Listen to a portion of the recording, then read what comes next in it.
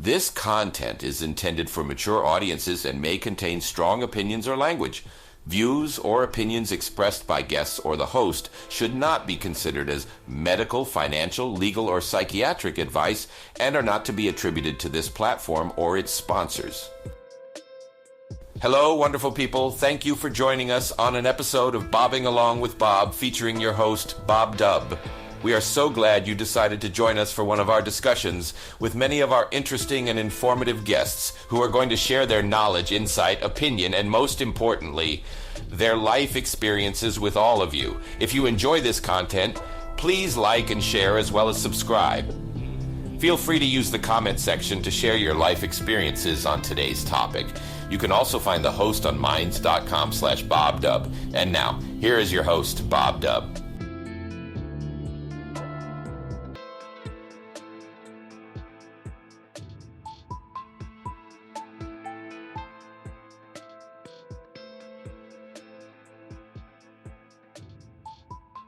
Well, hello everybody. Welcome back to another episode of Bobbing Along. And today we have a brand new episode, something that I have never ever done before on this channel. We are going to be looking at the controversy of the authorship of Shakespeare's plays. So those of you who have been following me for the last few years will probably be wondering why I am taking this sort of dramatic turn, because mostly on this channel we have looked at mental health issues, self-care, spirituality, development, personal responsibility. So to suddenly launch out into a completely different topic is sort of unusual for a channel. However, the thing that I have found on my journey is that I have a lot of resistance to new ideas. And I have recently, through Otto, discovered this whole controversy of the authorship of Shakespeare's plays, which has been very challenging for me because I'm the sort of person who wants to know exactly how things happen. So here I am sitting with this new thing, and there is no answer.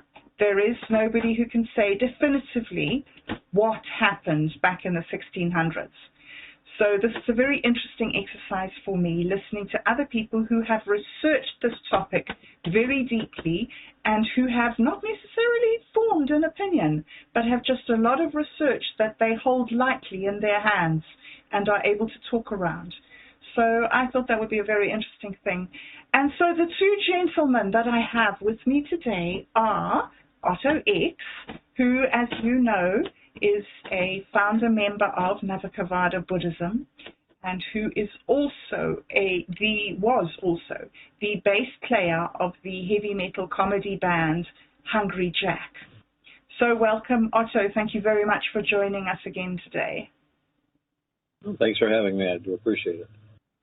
And the second member of the panel today is Roger Hansen from Roger Hansen Live. He is a gamer and a game developer, a live streamer, and also... I'm a man of many trades. A man of many trades, indeed. Okay, so welcome, Roger. Thank you.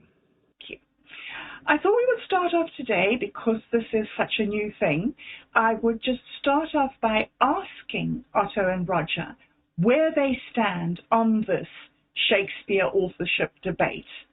So, Otto, I think I'll start with you. You introduced this subject to me, and I believe from what you said that you are in favor of the idea that Bacon was, in fact, the author of Shakespeare. Am I right?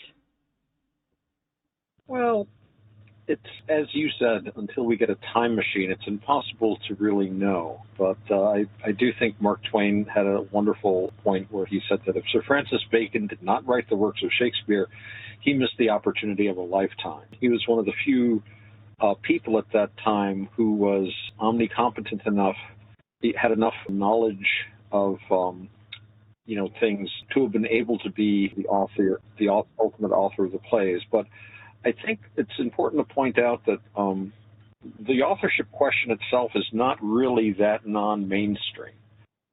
Even mainstream scholars for many years have debated and talked about which parts of the plays of Shakespeare were written by whom. Already a lot of mainstream scholars, and this goes very far back, accept the idea that, for example, Titus Andronicus, which was something of a potboiler, may have been authored in large part or even entirely by Christopher Marlowe. There have been ideas that Marlowe contributed in other ways to Shakespeare's plays. And, you know, and there's talk of other collaborations. So the idea that the plays aren't entirely by the person whose name is on the play, this idea is not really a new one. You know, the whole questioning the authorship as a whole is simply taking this a little further. So it's not really all that completely off the lunch. You have to remember, too, that a lot of these plays, many of them, when they were first published, didn't even have a name on them at all. So what we rely to a great extent on how people at that time were behaving. So many records, you know, probably 9 out of 10 records are gone. So we looked at things like the First Folio, which was collected by people who were alive at the time and who attributed these plays to one author. Questioning the authorship is not really all that fringe an idea. It's something that actually stands at the heart of mainstream scholarship. This is just, I think, perhaps taking it a little further than they're comfortable with doing. Right. How interesting. And Roger, how do you see it? What's your position on the controversy? The majority of everything that Otto said, I agree with 100%. I personally feel that it wasn't one man that wrote the Shakespeare plays. I feel that it was multiple amounts of people who wrote the Shakespeare plays, and Bacon could have been one of them. Marlowe could have been one of them. There's a lot of signs that indicate that is the truth. There's other people that are involved in it as well.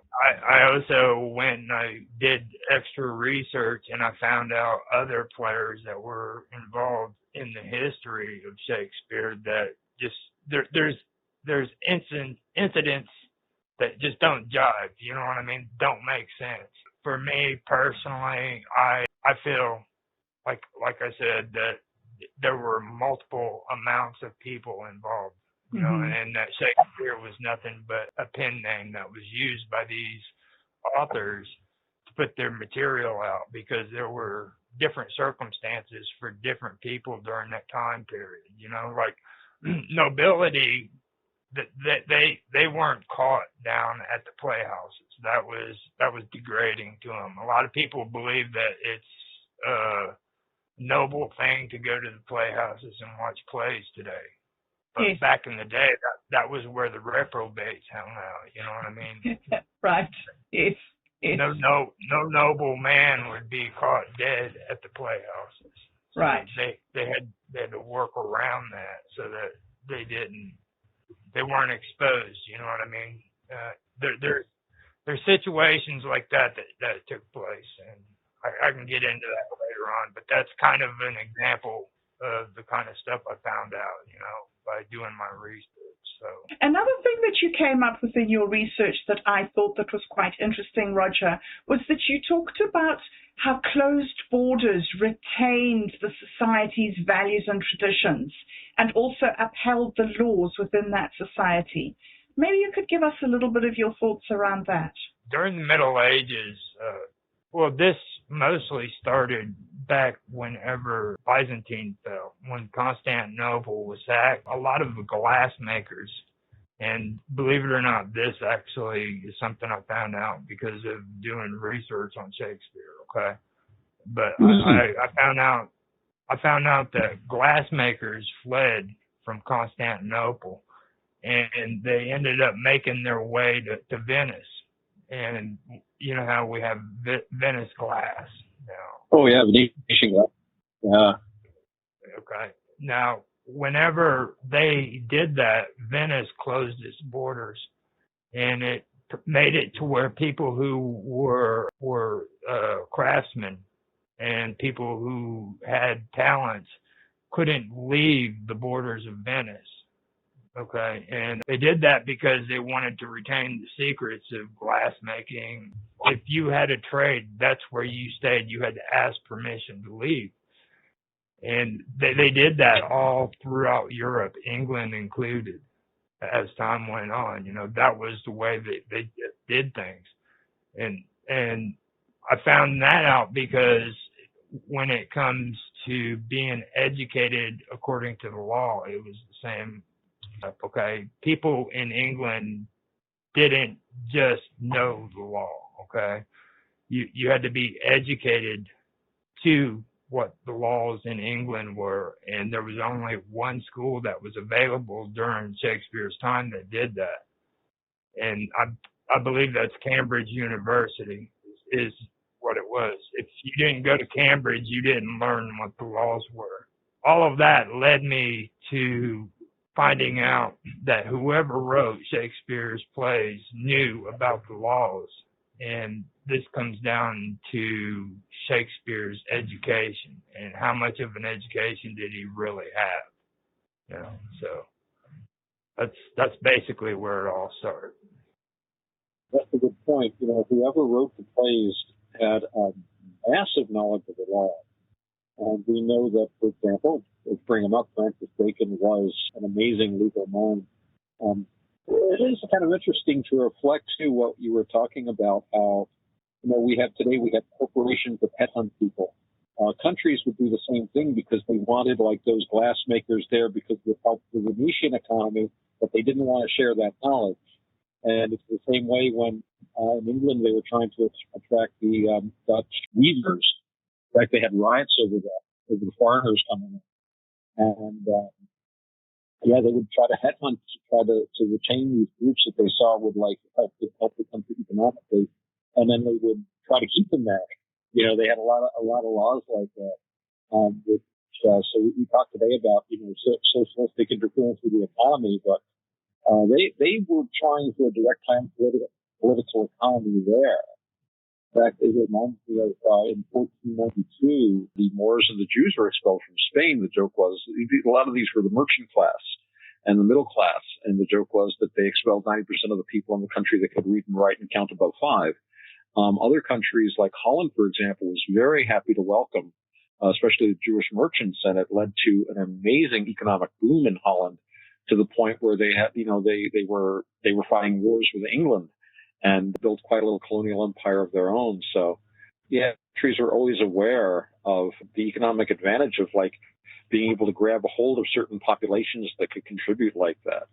And I didn't know that Venetian glass originally came from Constantinople. That's really cool because, glass from Venice all through Europe was famed. So they obviously didn't want any of those guys escaping and going and making that glass over in England or in Spain or something, because it would destroy their economy. Very, very interesting. So there were all these very small little communities that had these economic needs, and they were very insular, were they? Yeah, and that also applied to laws as well. And if you guys remember the term "to be or not to be," that's another issue when it comes to Shakespeare. Shakespeare, by all accounts, if he never went to Cambridge, should have known absolutely nothing about what that term means. Okay, everything that play is discussing right there concerns vehemic laws, which is in Germany. Okay, and for a man to know about vehemic laws during that time period, he would have had to have been educated with the law and knew what was happening overseas. He would have had to have at least traveled to Germany in order to know any of that information. And this leads back to kind of what Otto was talking about with Mark Twain. Mark Twain explained it beautifully. He said that there's no written documents of any kind of travel outside of England by Shakespeare whatsoever. When you get on a boat, you have to freaking be on their ships. What do they call that? Where you have the manifest, yeah. Yeah. There's nothing indicating that he ever got on a ship. There's absolutely nothing that indicates he even got a letter at all. And yes, this man knows about vehemic law in Germany. Yeah, interesting. That's interesting. A lot of people, I know a little bit about Vem, the special Vem, the Vem courts and everything. They had a whole justice system.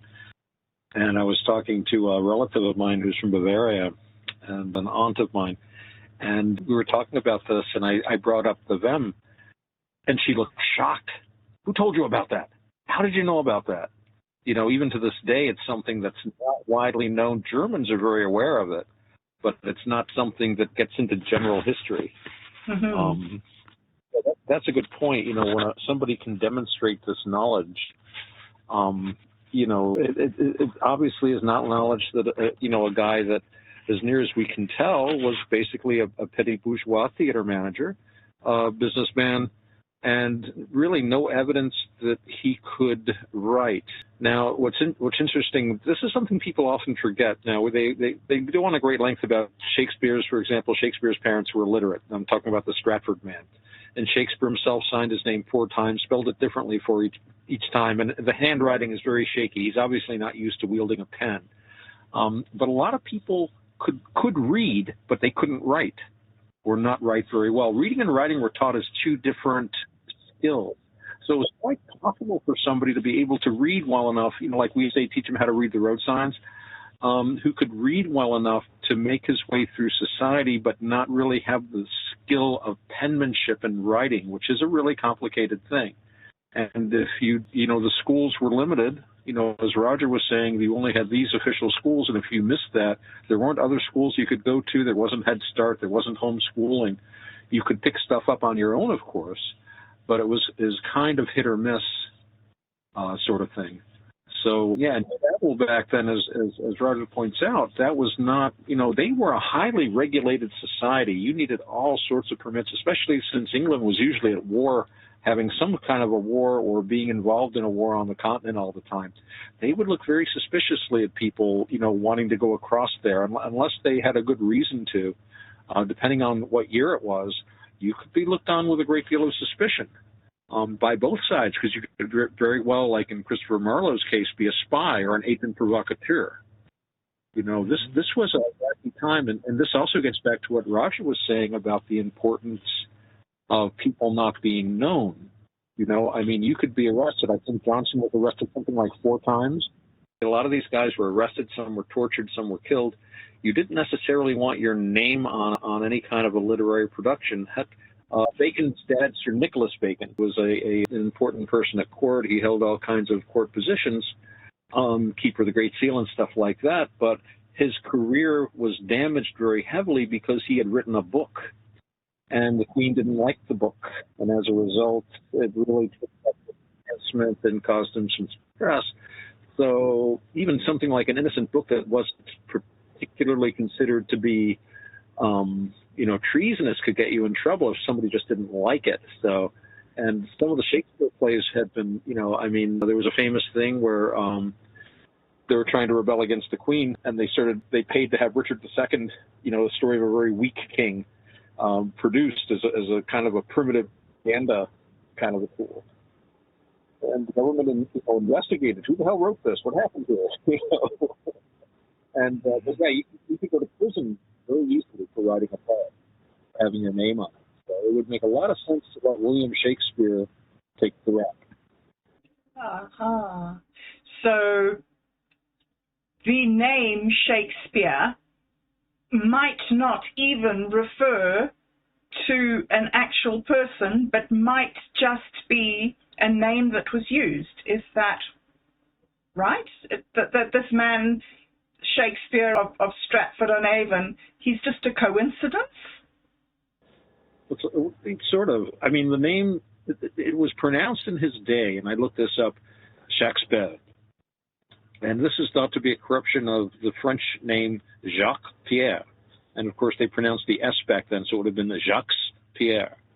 And it's probably, you know, French origin. A lot of English people were. I mean, from the Norman invasion on, a lot of French in England. But Shakespeare itself, I have seen argued, was just a generic name. It's sort of like, you know, in theater, they'll have George Spelvin as a standard theatrical name. If you've got somebody on the bill that has too similar a name to someone else, or just doesn't want to use his or her name for some reason, they'll just call them George or Georgina Spelvin. It's understood. And I've seen it argued that the name Shakespeare was understood to be more or less of a pseudonym. It'd be like saying Kilroy, or John Q. Public or something like that at the time. And of course, it does refer to shaking a spear. There's that whole argument about it had to do with, people that were interested in the classicalism that was informing the English Renaissance of the time.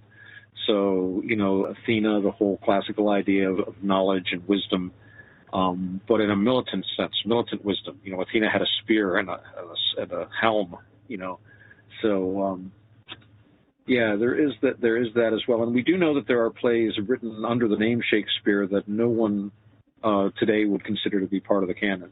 They're just so poorly written. So I think it was a catch-all name, and I do agree with Roger. I do tend to think that a committee does make sense. Mm-hmm. A group of writers, simply because of the amount of stuff that was turned out, and the wide knowledge that's displayed. Right. Let's look a little bit at who the people could have been. You say, Roger, that Francis Bacon and Christopher Marlowe were both friends with people involved in espionage. That's a really interesting comment. Yeah, that's a part of Francis Bacon's history that a lot of people aren't aware of, okay? Now, Francis Bacon was like I said, a man, about myself, he was a man of many trades. He was very educated in law. He was part of Parliament. He was also a writer. He wrote frickin' The New Atlantis.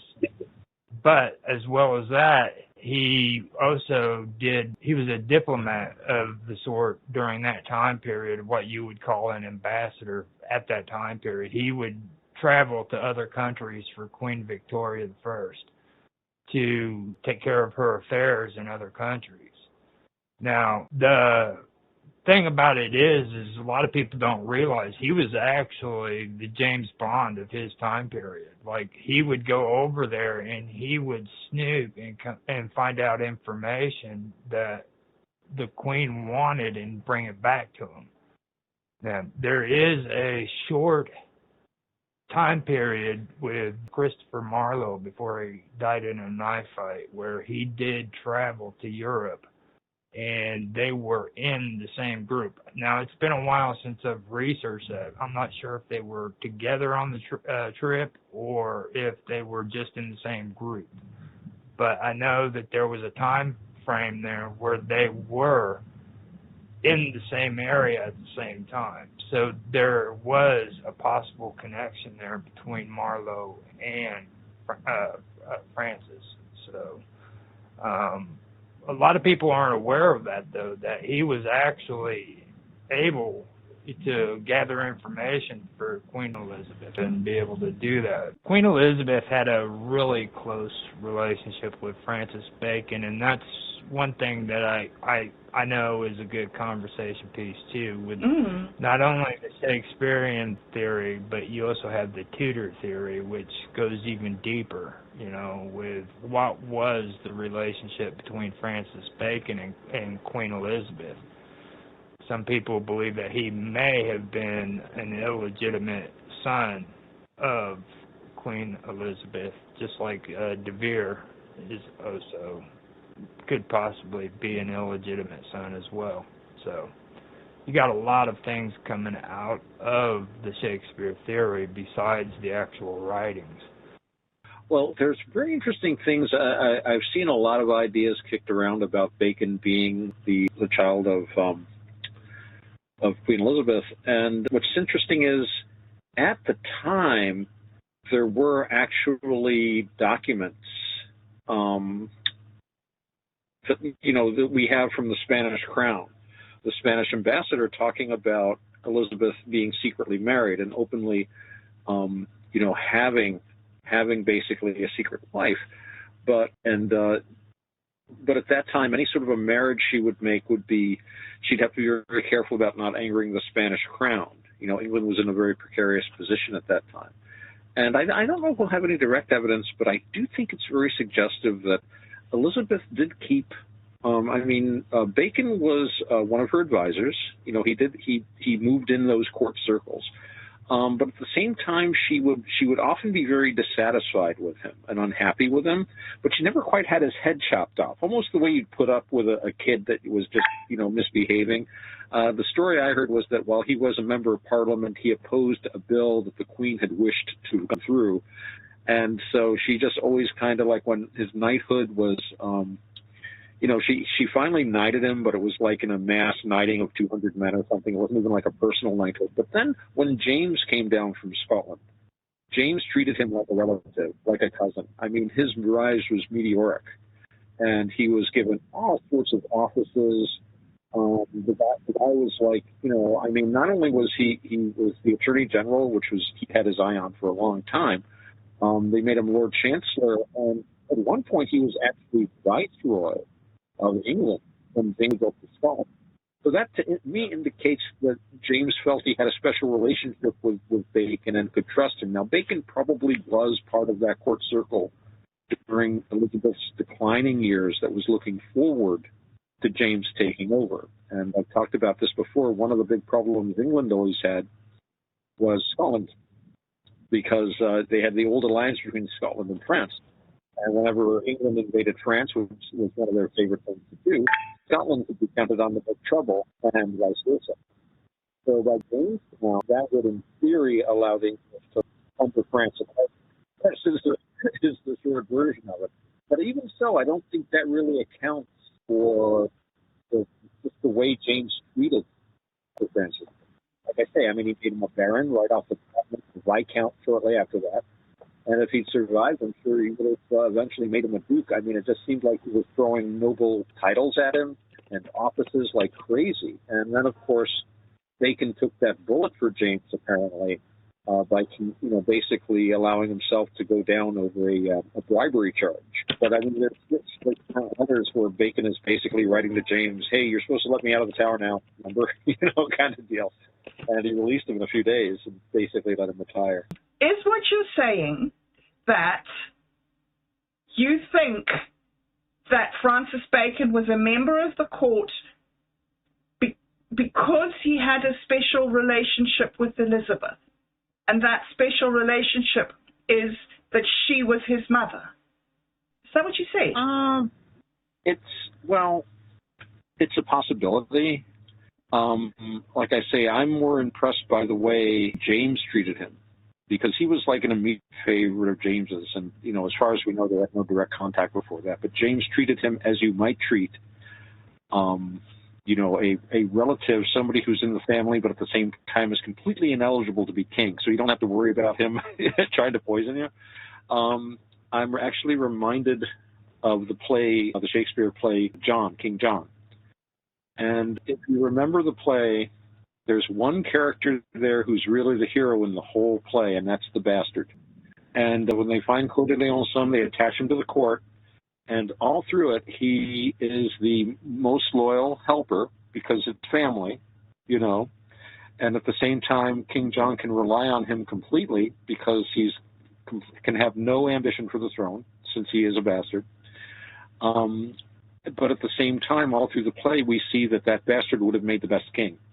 He is the one truly kingly man amongst all the kings and princes and potentates that are shown in that play, which is just the sort of thing a royal bastard would write.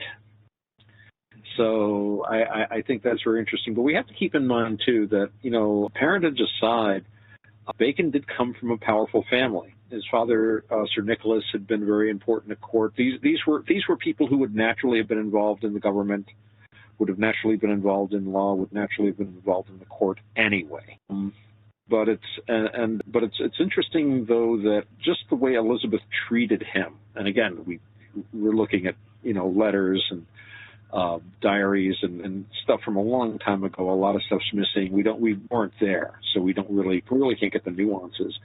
But I always got the feeling that she was, you could say she was kind of treating him like a kid that she really wasn't very happy with a lot of the time. You know? Mm-hmm. She wasn't a very happy person. She was also very stingy. Although I have heard that was because of the fact that her treasurer used Roman numerals So they never really quite knew how much money was in the treasury, and they were constantly thinking they were going broke. So even though she would wear a dress that was like, worth the, gross national product of the entire kingdom, still she was constantly worried about money. So she was very, very stingy. That Bacon was always asking her for like help and money and this and that. She was always like, forget really? Wow, how interesting. Right. But James just soured him with, like I said, honors and titles. It was just amazing the way he just shoveled titles at him. A baron like that, and then like a viscount like a year or two later.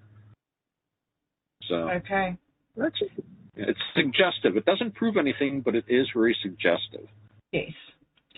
Well, all this stuff really doesn't prove anything. It's all just very suggestive. Yes, indeed. Well, at this point, we have another guest who has joined us. And Tan, welcome. Okay, I just joined to listen in. We're just discussing who could have written Shakespeare. We've mentioned that Shakespeare maybe couldn't read, maybe couldn't write, and we've mentioned that there's some highly specialized insights into law and sort of the legal position of the time. And we've also we're talking a little bit about the court and Francis Bacon's position in the court. And so, Otto, you were just saying that there's this circumstantial evidence around Bacon, but it's not just Francis Bacon who could have been somebody. There are a few other people who are likely contenders, aren't there?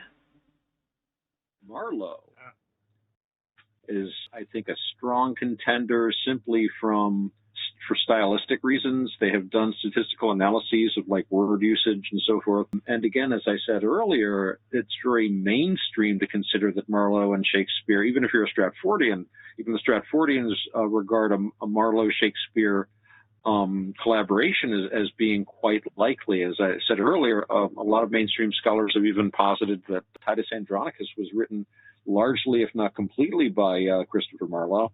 And there's been a lot of thought that he may have contributed. Again, these were working playwrights, too. These were shows that were being thrown up on the stage. And I've mentioned to you before when we were talking about this, if you look at a modern, like the Marx Brothers, at some of the funniest films ever made, they'd have 50 writers on these. They were always calling in other writers. We need to beef up the blank verse. Get Marlowe on this.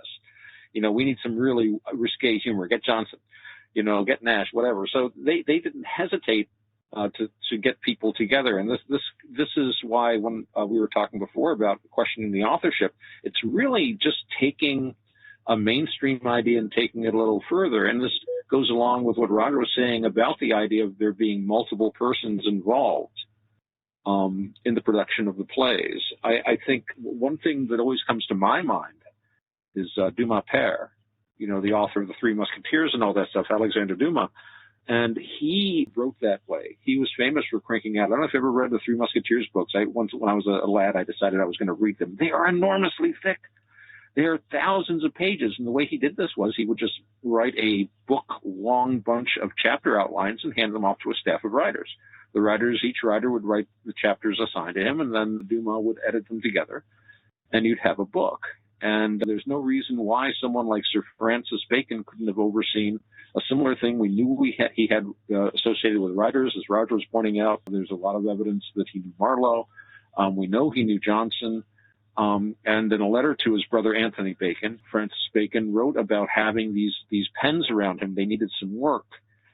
So we have in his own words that he kept a staff of writers, which included Johnson and others that were dramatists. So, yeah, I think that, again, these are all very suggestive ideas. They're very suggestive, but they do suggest a good alternative to the idea that basically a literate petty bourgeois theater manager and wool trader, created all of these things just all by himself out of whole cloth. With Marlowe, too, I found out, what really got me thinking more along the lines of being multiple writers involved with Shakespeare was because of Marlowe's life. Now, when Shakespeare's career was going on, Marlowe had died from a knife wound to the throat like halfway through his career because he had come back from Europe and he ended up getting drunk and getting into a knife fight and died from it. And for me, I think that with a lot of people who disagree with like the theories and what this is and that is, they don't really want to like be open-minded enough to say, hey, look, instead of arguing with these people, let's look at what they have to offer. If you put the dots together, connect the dots, you could see an outline of what was really taking place. Of course, a lot of Shakespeare's writings would be written by Marlowe because he was one of the writers. But see, there was more involved. There was Marlowe, and then De Vere. A lot of people believe that De Vere was a good candidate for the writing as well. They actually think that that's who they're referring to when they mention the bastard. He was one of the later ones that I actually researched and found out. I knew more about Marlowe than what I did about De Vere, but when I read it, it became more and more compelling because not only is he a good candidate, but he could be the illegitimate son.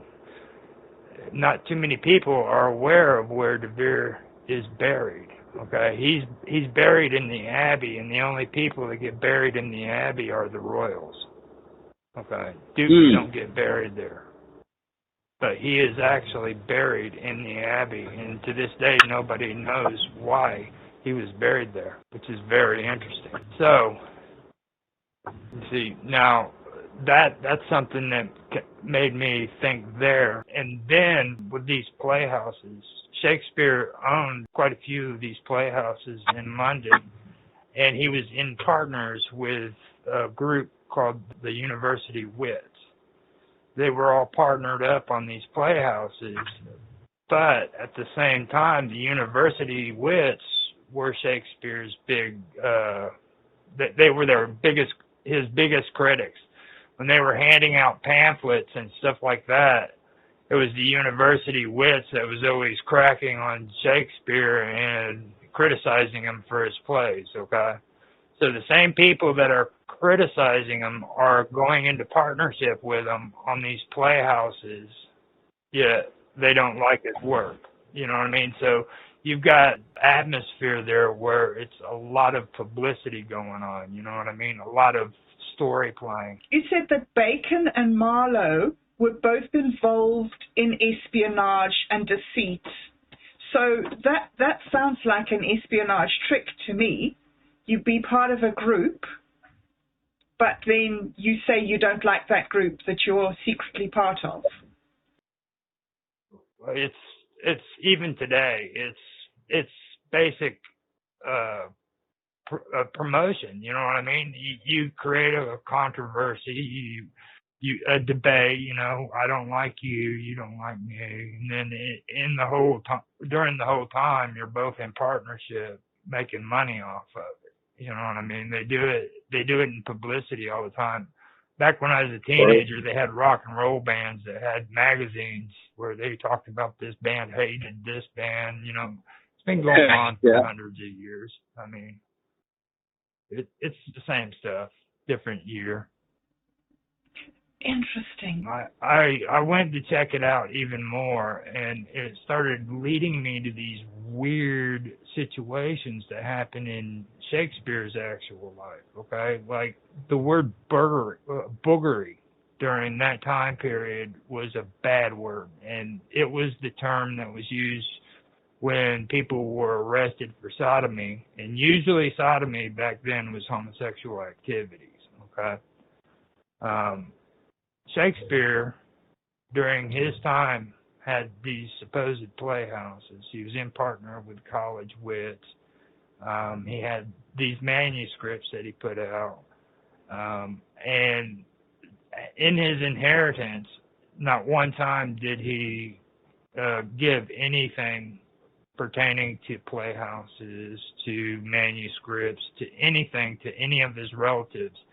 The story goes that he denied inheritance to his oldest daughter because of her husband. Her husband was arrested of burglary, okay? And because of that, he refused to give her any of his inheritance.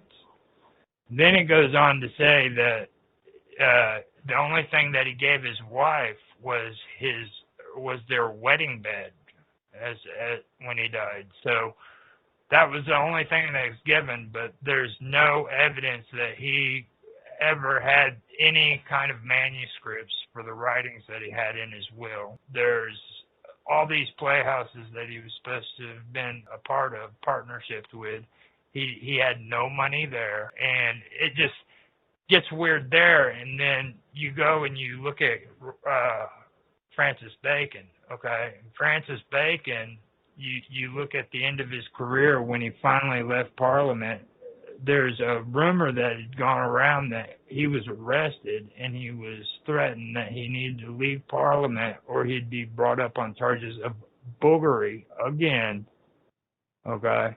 Which to me is kind of odd that it's going on in both stories, you know, that this word boogery keeps popping up, and it's kind of like somebody put these as explanations to why these people weren't, you know, connected together. So anyhow, the story goes is that's one of the stories why Francis Bacon left Parliament, was because he was being threatened that he would be charged with boogery if he didn't.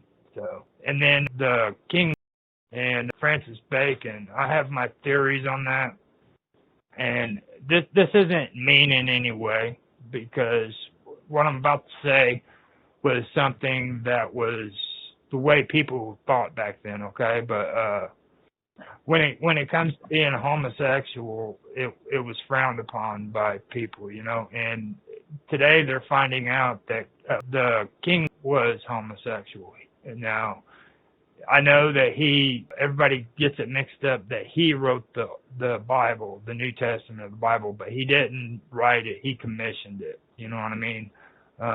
He commissioned the writing of the New Testament, but now they're finding out that he was, or they're believing that he was homosexual, is the best way I should say it.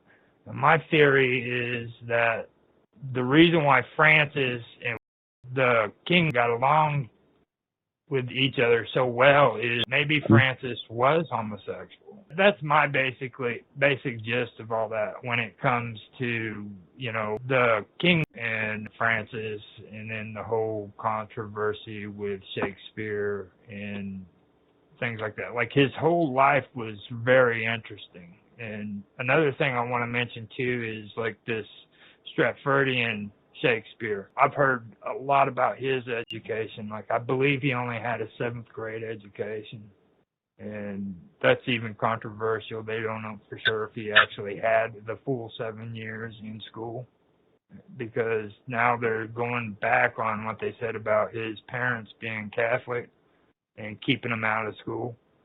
So, because during that time, the English were being harsh on the Catholics because they had broken away from the Catholic Church, and people didn't like the fact that their children had to go to these schools, so they pulled them out of school. So now they're backing out on that part of the story, saying that never happened. So I don't know for sure if that was true or not, but it is a part of the story which has been taken out. You know, there's this whole modern trend about, you know, everybody in the past had to be gay and everybody in the past had to do this or that.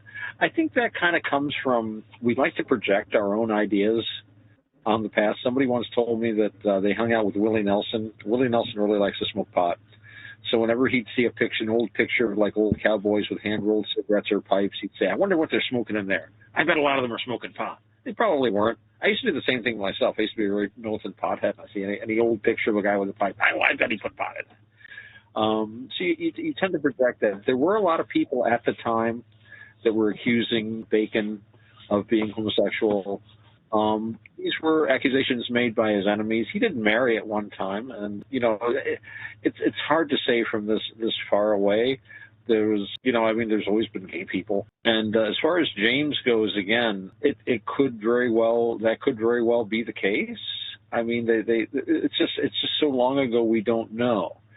But I will point out though that it was not seen as anything unusual to have close male friendships at that time. So I think a lot of friendships. I mean, even in the Victorian times, Holmes and Watson would walk down the street arm in arm. And that had absolutely no connotation of anything other than simply close male friendship, male bonding. So, but what's interesting, and I was saying this before, is that James did shower Bacon with all sorts of gifts and power, offices. He made him like a baron and then a viscount. So I have comment about this. I came in late, so I didn't know what you guys views is in terms of this authorship. But when we're talking about this, maybe have you discussed the pros and cons? What are the arguments for authorship, and what are the arguments against his being the authors of his work?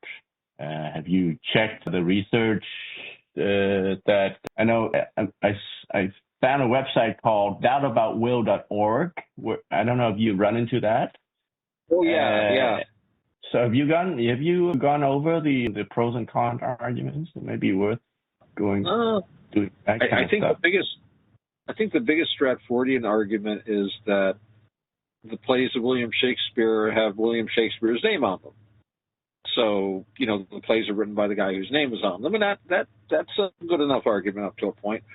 I think part of the problem is because we are so distant in time and so many records have been lost that, you dig around and you find, say, okay, here's a play with the name William Shakespeare. Well, here's a record of a guy that lived here, and that has Shakespeare's name. And here's a tax record with the name William Shakespeare. You kind of hope that it's all the same person, but you don't know for sure. And I'm thinking of Edmund Spenser is a good example of that. Now, we know very little about Spenser. He's mentioned a few times in some, I'm trying to pull this out of my tiny little room here. I haven't read about this stuff in a while. I think in some of Harvey's correspondence, the so-called Immerito letters, he's referred to as Immerito and as a young man. Now, they also found a record of a guy named Edmund Spenser, who basically worked in the office of the Lord Lieutenant of Ireland. And all the time that the major works with the name Edmund Spenser on them were being published, this other Edmund Spenser was living in Ireland. And in fact, the works that mention Ireland seem to be written by someone who does not live in Ireland, because it shows an incredible amount of ignorance about the geography of Ireland. So on the one hand, it could simply be that this is another guy. A lot of people had the same name. And in fact, I've heard that they even changed the dates on his memorial at one point because it made him too old when he died. And the Immerito letters that we know refer to the author of Spenser's work, refer to a young man. There are these works by a guy named Edmund Spenser, and then we find a few records of a guy that worked in Ireland named Edmund Spenser. Are they the same guy? Maybe. But so evidence about, little Shakespeare, yeah. The Stratford guy had the same name. And then 100 years later, people started saying, hey, he wrote the plays, and started having Shakespeare festivals and all this sort of stuff. So I think the main evidence for Shakespeare having written Shakespeare is basically tradition. But the tradition is arguably late and didn't exist in his lifetime, from what we know. And again, we are looking through a lattice work at the past, and so much of our vision is blocked. And we can move our head a little bit to try to get a different perspective, but there's a lot we think we don't know. And I think the main argument against Shakespeare is the fact that there are a lot of other circumstances that, if it weren't for the name, we would never think this guy wrote these plays. And since we know so little, I think we're justified in looking at alternative explanations. That's how I would sum it up anyway. And when did this conspiracy started about doubting of his authorship? I think in part the conspiracy was conferring the authorship on him, because one of the things about Stratford-on-Avon is they make a lot of money off this Shakespeare thing. It's a huge, huge business. And I think people from the start were not really sure who wrote the plays. But in the 19th century, there were people who began some serious doubting. And of course, they did plunge into things like cryptograms and anagrams and ciphers and codes, which can be suggestive, but I've never really thought they were a really good basis for any like solid arguments on the subject. No, I didn't either. But yeah, I think a lot of the deaths sprang up, especially in the 19th century. The really big Shakespeare revival began in the 18th century. Right. 17th. I've heard that most of the plays, or a significant portion of the plays, are only found in that one book that was printed in the 1600s, and that they were all attributed to Shakespeare in that one volume. And one of the issues is that there are no other backing copies. There's only this one volume. Is that the truth? There are some backing copies of some of the plays, and what's interesting is many of them don't even have a name on them. And there are so-called bad quartos and good quartos. Some of the copies of the plays that were published beforehand seem to have been written from prompt books, possibly written by actors that didn't remember very clearly what they were saying. There's a hilarious bad quarto of Hamlet you can look up, where the whole to be or not to be soliloquy is completely butchered. But not all of them. One of the things about at that time, they had a kind of a copyright system. You registered your play at the stationer's office. I think they still kind of do it. And very often, the only records we have of these plays' existence outside of just having a copy, like the first folio, like you're talking about, is a registration in the stationer's office. And that would sometimes happen if somebody had published a bad play, a bad version, so you'd go rush to secure your copyright kind of deal, or if you wanted to sell the play to another theater. So again, it can be very spotty, but there are other versions of the play, and sometimes they differ significantly. The first folio, the collection, the first big collection, does show signs that the plays were revised. Some people say that this is because they basically had better copies to work from, that they had the original notes of the plays, the original manuscripts, as opposed to just prompt books and things like that, or memory. But other people say that the mind of Francis Bacon was there, even though by the time the first folio came out, William Shakespeare of Stratford was dead, but Sir Francis Bacon was still alive, and that he was the one that basically edited them and smoothed them out. We know, for example, Hamlet is an enormous play. I don't think it could ever have really been realistically performed complete, because it's just so long. It's more of a book. It was definitely somebody trying to get ideas written down. I almost think it was more of a play to read than to actually perform. And the most complete and longest version, I believe, is in the first folio. And again, if you subscribe to the Baconian theory, that would have given Francis Bacon a chance to give a more complete copy for that. But again, this is just spinning. I'm just spinning ideas out here. We don't really know for sure, but it's suggestive. What have you heard about that first folio, Roger? What's your opinion of it? The first folio, from what I was told, was that it's not actually the original. There was a conspiracy theory that came out where, well, Otto was mentioning it, where they believed that there were codes within the writings. And I believe it was towards the late 1800s, early 1900s, where I forgot the name of the guy, but he went through and he used ciphers and everything to try to get a secret message out of it. And he ended up going bankrupt over it because he wouldn't give up on this idea.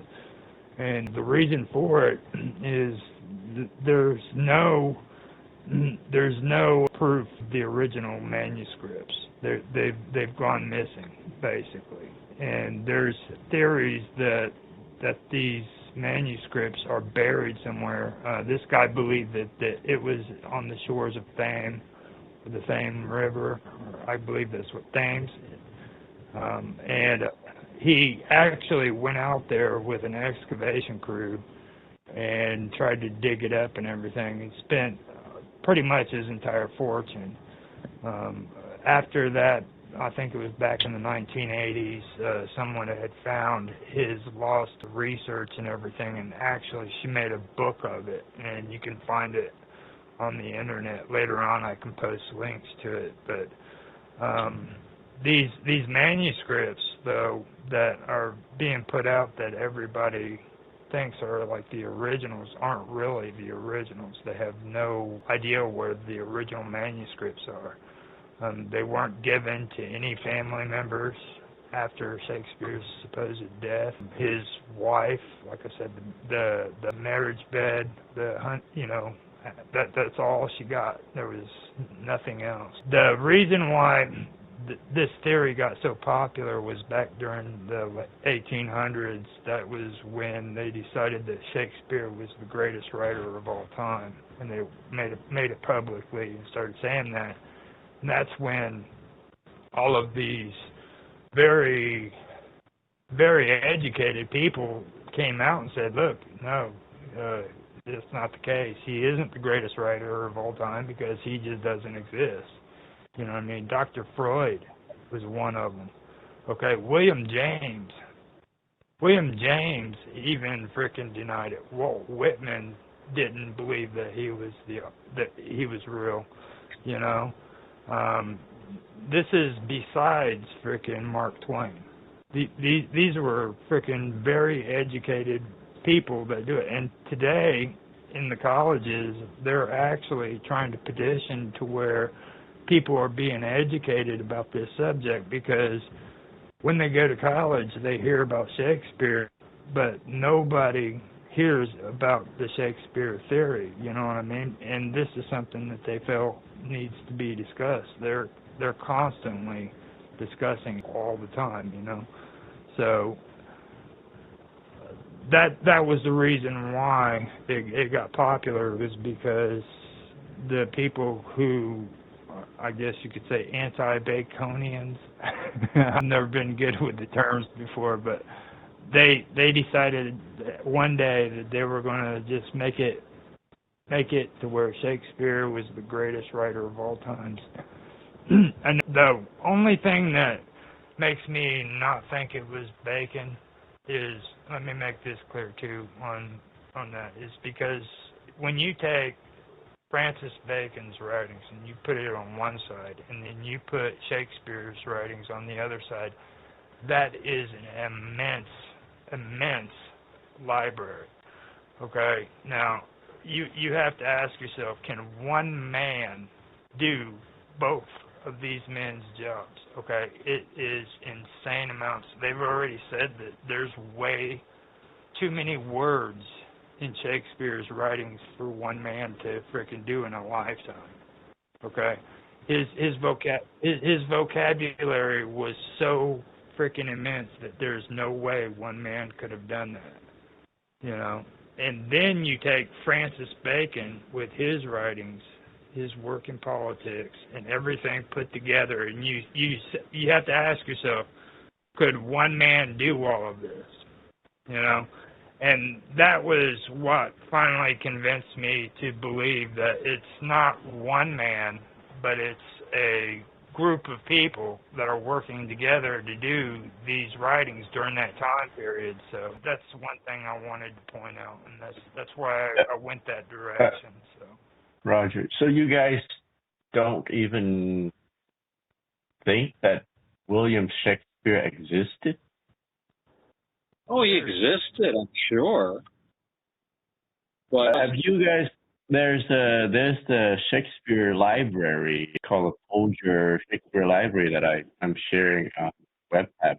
Yeah, that has all these documentation records of his marriage, all the other stuff. I don't know if you guys run into them. Yeah. These are very interesting. It is interesting to see the kind of life that they document of William Shakespeare's family. A lot of it looks like it's about John Shakespeare's dad, who was a burglar. Right. He was a solid middle class kind of a guy. He got married. You see, tax records. He went to London. He owned shares in theater companies. He was mentioned as an actor. Worked in theater. He was an usurer. His dad was an usurer too. They used to loan money on wool. It was illegal, but you made a lot of money on it. And actually, I guess I'd read that his dad lost a lot of money because of just a crash in the wool market or something. It was like a bubble or something. But yeah, so there's no real documentation of William Shakespeare as an author or a playwright. It's all as manager, actor, petty bourgeois, wool merchant, moneylender, and yeah, it's very interesting. And again, but it doesn't necessarily mean it's the same guy as put his name onto the plays. I don't believe that if anything, any evidence that Shakespeare in his lifetime ever claimed to be an author. But it is interesting. These documents are fascinating, and of course, the Stratford documents are. It's very likely if you see John Shakespeare, yeah, this is going to be William Shakespeare's dad. You know, in a city like London, it can be odder. I mean, I think there was like 1 million people in London at the time, which was huge, a huge number of people. There you can have overlapping names a little bit more. But I think the Stratford records are actually very important, showing the kind of guy Shakespeare is. And he wasn't a bad guy, but it doesn't seem to indicate a literary kind of thing. And you know, as was brought up earlier about his will, you know, there was absolutely no evidence of any kind of literary remains, no manuscripts, no books. I mean, whoever wrote those plays had to have access to an amazing library as well as an amazing amount of life experience. We don't have in the records we have of Shakespeare Stratford on Avon. I believe he existed too, Tan. I just what it comes down to for me is there's more evidence for people who are against the idea that Shakespeare wrote those books than what the actual quote-unquote intellectuals are. They just don't bring enough evidence to the table to back up their claims that Shakespeare actually existed. It's really a weak argument. It's probably one of the only cases where the conspiracy theorists, if you want to call them that, have better evidence than the actual people who claim that Shakespeare was real. You know what I mean? And that's just from what I've seen from it. They just have better evidence to back up their claims. So we've mentioned Bacon and we've mentioned Marlowe, and those seem to be the two main, from what I can see, those seem to be the two main contenders. But neither of you have said that Marlowe was actually dead before Shakespeare's plays were written. Like, do you think that people, that whoever compiled the plays took a whole lot of other people's writing, dead and alive, and made the plays out of other people's passages of writing? Is that what you're saying, that there was one author who compiled these plays out of many different playwrights' works? Marlowe didn't die before Shakespeare's career. He died right in the halfway point. So, and I believe that he could have been directly involved in writing these plays, but he died. You know, and I personally feel that it might have been a group of people working together as a team, coming up with these writings. You know what I mean? So that's where my stand is on it. So I'm done. Who do you think, Roger? Who do you think were the members of the team then? I believe that it was the university wits. I believe that it was also Francis Bacon. Francis Bacon had his own writing team, as Otto had mentioned. That is a known fact, that he did have groups of writers that worked under him. I believe De Vere was a part of it. And then I haven't been able to read the other guy that I put on the list that I did for the talking notes. I really wish I did take time to get to him, but I just finished within the last year or so covering De Vere, and he is really compelling. He could give authorship a real close run for its money. When it comes to standing him and Bacon side by side, you can see that both of them, I mean, It's really amazing. And then when you read the story of De Vere and the things that took place, like today, he has family members still in England that swear up and down he's the legitimate son of Queen Elizabeth. It's amazing. Interesting. What do you say about De Vere, Otto?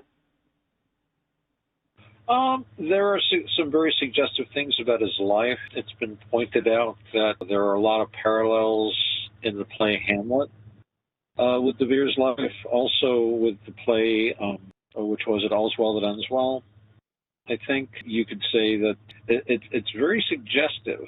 Of course, one of the problems with De Vere, again, as they sometimes say with Marlowe, has to do with his death date. But the dates of the publications of these things are problematic. And as I was saying before, sometimes a play could be around for years before it actually was registered with the stationer's office. So it's very difficult for us to know when exactly things were written. A lot of the time they depend on things like, statistical analysis of word uses and stuff like that. And that works up to a point. So there is evidence for De Vere being involved, certainly. He certainly had the education. Certainly he had traveled, in areas that were written out of plays. And certainly he moved in those circles. I think one of the very interesting things about the Marlovians is the argument that they make about his death having been faked. And there's a very good article that Peter Farry wrote, and it's on his Marlowe website called Hoffman and the Scholarship. And it talks about the Hoffman Prize, which was supposed to it's basically the prize for somebody that was supposed to write an essay about Marlowe being the author. Excuse me. But there are some very interesting suggestions that his death could have been faked. The fact that he was a spy, he was involved with intelligence services. The Elizabethan intelligence services you think the CIA and all of that kind of stuff is bad. He had competing intelligence services, and they had all kinds of agents provocateurs. One of the things we know Marlowe did was he came over to the continent to pretend to be a forger, a coiner, in order to entrap other people to do coining. Now forging, counterfeiting, was an offense that was punishable not just by death. Because the court swore the face of the Queen, it was considered treason, petty treason to counterfeit. So Marlowe was sent over to try and entrap counterfeiters. He entrapped the counterfeiter, but the counterfeiter was working for a parallel and competing English intelligence service. And we know that there's an extant letter when he was going to be granted his Master of Arts. They were going to refuse it because he was never at school. But they got a letter from the government saying that the Queen herself says that you better give him that degree because he's been working on Her Majesty's Secret Service, words to that effect. So we do have documentary evidence of being involved in a lot of this stuff. So in that shady world of spies and stuff, there's a suggestion that he basically had a chance to fake his death and go off. And they make some very interesting arguments about it. Certainly there's a lot of, again, it's all circumstantial evidence. It's very suggestive. It doesn't prove anything. But and if, the thing about people faking their death is you don't know how often it's successful, because if it's successful, you never know. But we do know of a lot of people who have tried that. The Elizabethans were quite capable. They had a very sophisticated intelligence service that could easily handle that sort of thing. What's a possibility? It's a possibility. It's interesting. They say the same thing about her too. So there's always wiggle room with these theories. Wow, well, that has been one of the most interesting conversations that I have had in a very long time, and I'm sure that we could go much longer on it. But I think that we're going to call it for now, because my brain is just, wow, I need some processing time now. So I'd just like to thank you very, very much indeed for being with us today, Roger and Otto. And just as we end off, do you have any final comments, Otto? Well, just that I think it's really fun to examine these ideas and take the same data and come up with an alternate explanation. I think it's a really interesting and fun intellectual exercise. And it very often can lead to us having new perspectives and new revelations about the past. So I think that's the best spirit to approach this with. Let's take the same information and see if we can come up with a different answer. Mm-hmm. Yes, awesome. Okay. And how about you, Roger? Final words. Yeah, I just wanted to say thanks for letting me do this, and I appreciate you actually coming on and having the conversation with me, Otto, because there isn't too many people that you can actually sit back and talk about this stuff with, and I love the Shakespeare theory. I love it to death. I've been doing it as a hobby like you have been for years, and there's just not enough people out there who are willing to sit down and have a serious conversation about this stuff, and I really enjoy it. So just having you here and being able to talk with you about it is amazing, and I want to thank you for that. Well, thank you, too. It has been a lot of fun. It is tough to find people to talk about this. So hopefully we'll be having some more conversations in the future. I'd really like that. Thank you. Thank you. Me too, gentlemen. So, on that note, until next time, goodbye. Thank you for listening to Bobbing Along with Bob Dub. If you enjoy content like this, be sure to like, share, and subscribe. Or better yet, come and join us on minds.com/BobDub. If you are not already a member on Minds, get a free account on this open source social media platform. We look forward to seeing you next week for another episode of Bobbing Along with Bob. And if you can't wait a week, you can find older shows here on this channel. Goodbye, everyone. Bobbing along,